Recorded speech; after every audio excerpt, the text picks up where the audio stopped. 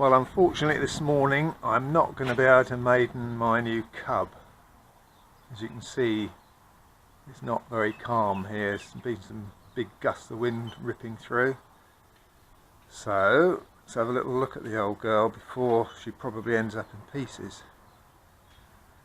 So to begin with, I've had to hack a fair bit of it around in order to get the necessary bits and pieces in here. I've opened up the battery compartment. I used a rasp and widened it and made it a little bit deeper so I can get a 4S lithium ion pack in there, which shoves right up to the very front, and it's quite a tight fit, so I'm hoping that frictional alone will keep it there. And then I've got a bit of a menagerie here because I've got a F2S flight controller tucked. I've got an F2S flight controller tucked under here, and all the associated wiring makes it rather a bit of a bird's nest. I've got one of these little cheap, very lightweight UBECs here, which you can see. Tiny, weighs nothing, it's a 5-volt one, and that's for the feed to the battery camera switcher, which is this little two-way switcher. Because I'm going to have one cam hanging under the belly here to fly it through, give me a decent view, and then the other one's through to the cockpit. This is the F2S power module, which is quite light, 18 grams, but it's just a little bit of an awkward shape. And then I've got the old FreeSky V8R, I can't remember what it is now, but it's the one that used to give the longest range before they brought out the L9R, and I've had these up to double figures in the Ks quite regularly in the past. Got the diversity antenna on it. This was the hatch under here that I took out thinking there might be some space, but it looks like it's just some fittings under there for the rear part of a float assembly, I imagine.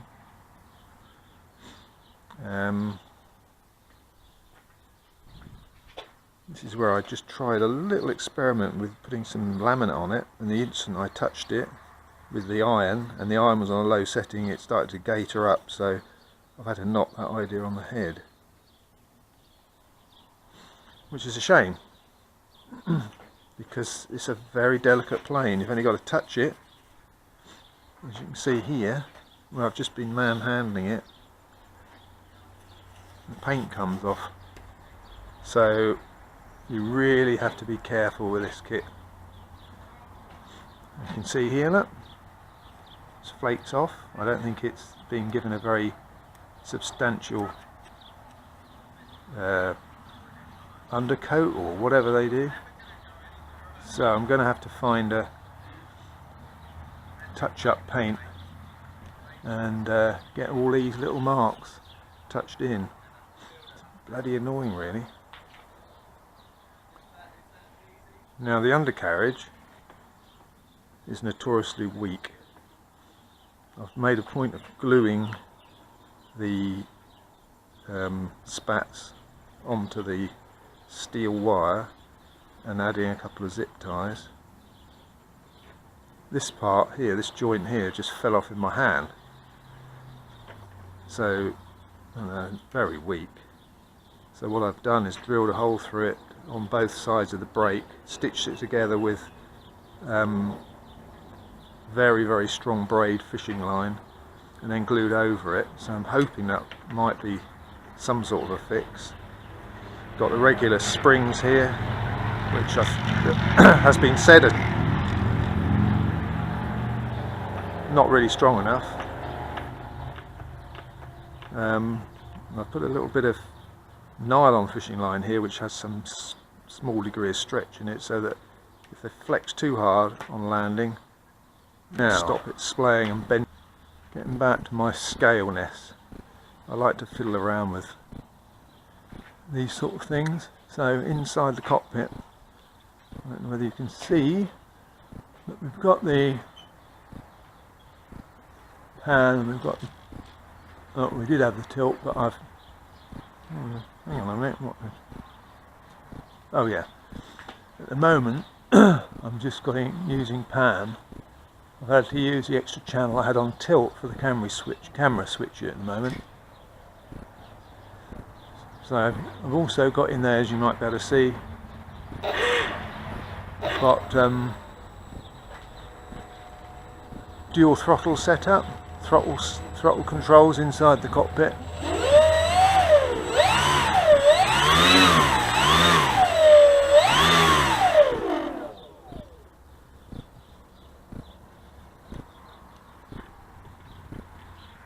And also dual joysticks.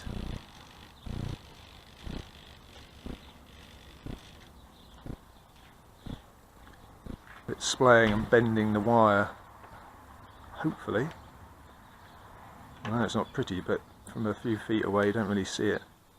I dremeled out this slot until it actually disappeared into the foam, and still can't get the legs far enough down in there to get this gap on the spats right, and I'm not going to start rebending the wire, it's too strong.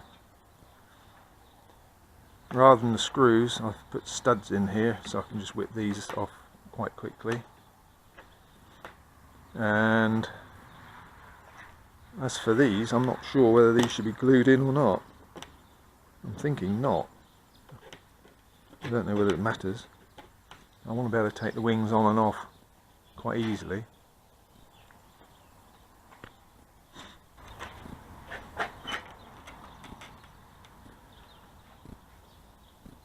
Okay, so I've put the little lightweight earshine video transmitter on the spat here. I know it's not ideal. Ideally I wanted it hanging out underneath, but I don't want anything in the view of the belly slung camera when I've got it under there. I just want to be able to see the undercarriage. So I know that it's going to be obstructed by the battery in this position here. Equally, I didn't want it on the wings because I don't want to have to fiddle and fart around with running wires up there. And I didn't want it up here anywhere, so it would be in the view. And I need to get any bits of weight I can on or forward of the CG because it is quite tail heavy. I've got this 4000 milliamp 200 gram 4S battery pushed right the way up the front. And even with a lump of lead on here that weighs about 40 grams, I'm still not getting the CG. I've marked the CG with a couple of rivet heads here, 65mm aft, and this is what happens if I put it on. She's still nose up.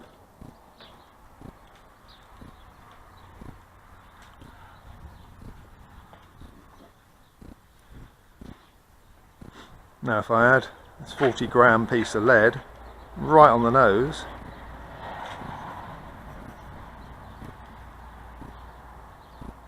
she's just getting there, but I don't like using unnecessary weight, so I might try and perhaps add a bit of extra battery power there and run all the FPV stuff off a separate battery if I can find space for it.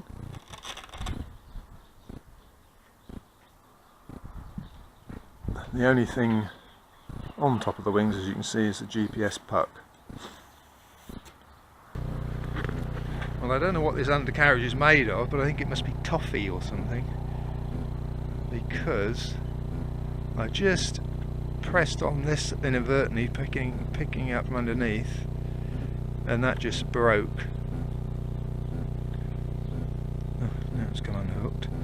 And I did the same the other day and it broke in there, so I've had to stitch it with I drilled 2 holes either side of the brake, stitched it with braided 80-pound fishing line, and then glued it back together, and that area is held, and this area just literally fell off in my hand. It's just, I mean, bearing in mind This is to stop the undercarriage from splaying. This is why I put the nylon on it actually. This should be made of some sort of lightweight aluminium or something, not a bit of plastic. And not only that, it's some sort of really brittle plastic that looks actually a bit like toffee, so maybe that's what it is. So more repairs needed.